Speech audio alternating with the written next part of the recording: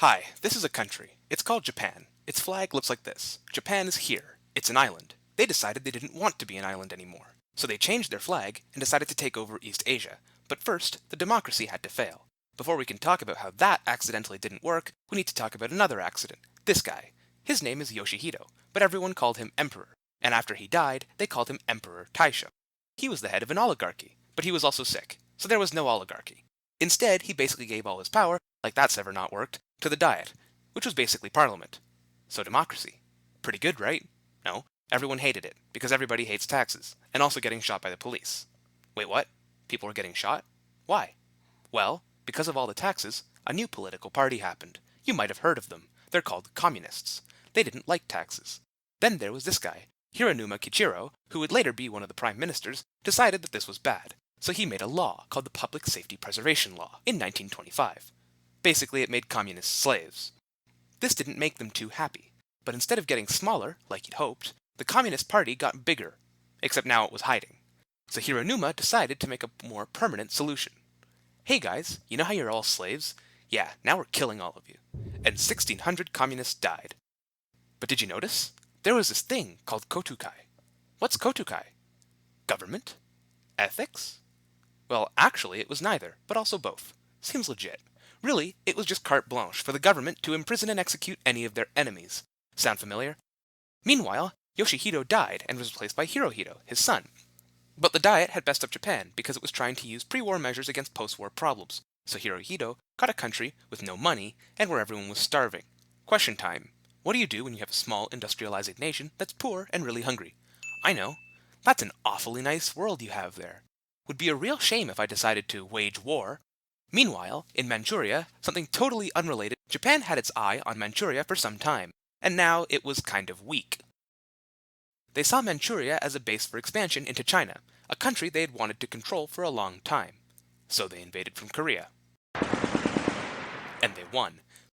Meanwhile, back at home, things weren't quite as great. The taxes that some people weren't happy about were actually going somewhere useful. Education. The curriculum was very simple. We are Japan, land of the honorable and powerful samurai. Not the filthy Western jazz band thing, and we are the best in the world. There's a word for this. Indoctrination. Sound familiar? Japan was also trying to distance itself from America as much as possible after the Commodore Perry incident, even to the extent where they placed an embargo on American goods. Hey, Japan, can we sell our stuff in your country? No, please. No, please. No. Leave or I kill you. Fine, here's a trade embargo on oil. And get out of Manchuria. And so Japan had no oil. It's called Manchukuo now, by the way. At least the education system was working. Japan thought they were the best in the world. Sound familiar? And Japan thought they were so superior that they had to build a bunch of guns to prove how great they were. All of this made China, let's call it, nervous. Meanwhile, the diet wasn't working. People wanted more militarism with their vegetables. Takashi Hara was a lifetime mediator and party politician, who always worked for agreement whenever possible. In short, true democracy. But then he looked at the world he was trying to convince, and the world killed him. And then Inukai Tsuyoshi came around to visit. He said, that totally won't happen to me, and said the exact same thing as Takashi. And, well... On May 15th, 1932, Inukai went to his prime minister's house.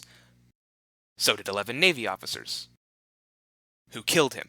All of this was part of a much larger militaristic coup, which failed because everyone else failed to do their jobs. But the officers still got less than a year of prison time, which made the prosecution very sad, but the military very happy. Some other prime minister was off negotiating a treaty called the Second London Naval Treaty.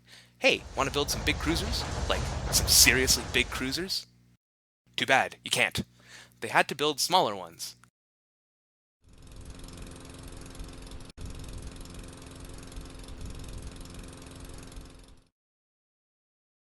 How about battleships?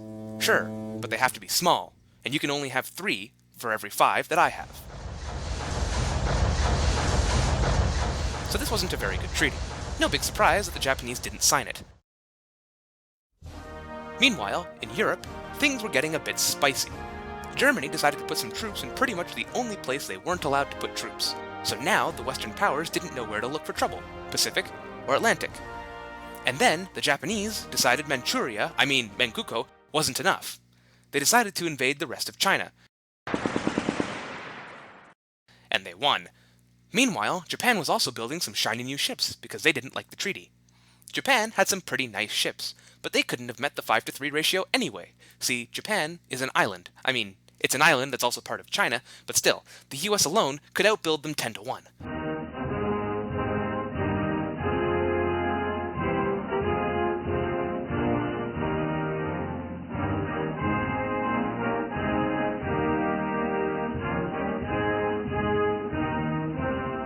My navy is bigger than yours, said Admiral Nimitz.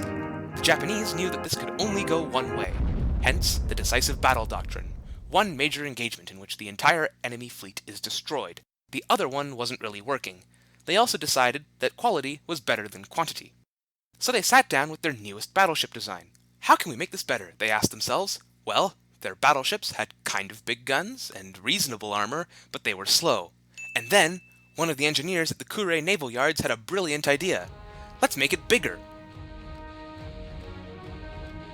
Brilliant! Brilliant! Perfect, they said to themselves. This thing was called the Yamato class. It had massive guns and ridiculous levels of armor, but it was about as slow, possibly even just a little bit slower. So why couldn't the Americans make their own bigger battleships? Panama. American ships had to fit in the Panama Canal so that they could access both sides of the continental United States. Japanese ships did not need to do this. This, they reasoned, meant the Americans couldn't possibly wield a better ship than their glorious Japanese ships. At least, in theory. The British had been pioneering the concept of the floating airbase, the aircraft carrier. These had specially designed aircraft, such as the Fairey Swordfish. But the Japanese looked at the British and said, nah, we can do better. So they made something that was better, that was accidentally not better, and then they actually made something that was better. But the Empire of Japan was also building a bunch of aircraft carriers. Meet the Imperial Japanese Navy ship Hosho, a small carrier made from a tanker pretty much completely just to prove that it was possible to make an aircraft carrier out of an oil tanker. But obviously, these ships would not be enough to knock out battle groups. So they took the Hosho, made it a lot bigger, and made fleet carriers. They also took their old, not very good ships, like the outdated Kongo class, and made them into new, not very good, ships. In 1941, Japan was thinking about the massive American fleet stationed in the Pacific. Through the time-tested method of visiting, spying, if you must be accurate, they determined that pretty much every major ship in the US Navy was in Pearl Harbor, in Hawaii, within range of the Japanese Navy. I have the best idea ever, said someone in the Japanese Naval High Command, and a bunch of carriers left Japan. Meanwhile, in America, say Earl, it sure is nice here in Pearl. Yeah, Bob, it really is. I really like the pool. Would be a real shame if some filthy Japs dropped some bombs in it. Yeah, that's just crazy talk. The Japs ain't got the courage. The first wave targeted the battleships. Among the losses, USS Arizona and USS Utah, along with thousands of crew. The second wave attempted, but failed, to take out the airfield at Pearl. And the third wave took out the depots and facilities that can refloat ships. Except no. By now, some American planes had managed to get in the air from the not actually disabled airfield. The commander of the fleet, Isoroku Yamamoto, didn't want to lose his planes, so he never launched the third wave. A little bit later, the Americans refloated all of those ships except for the Arizona and the Utah, either for recommissioning or for scrap, and those ships took part in a lot of battles.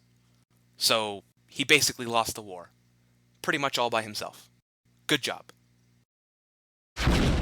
Oops. Did I drop that? Oh wow, another one? Whoops. But seriously, let us trade with you unfairly. Our third one's on the way. Oh well, at least we got anime.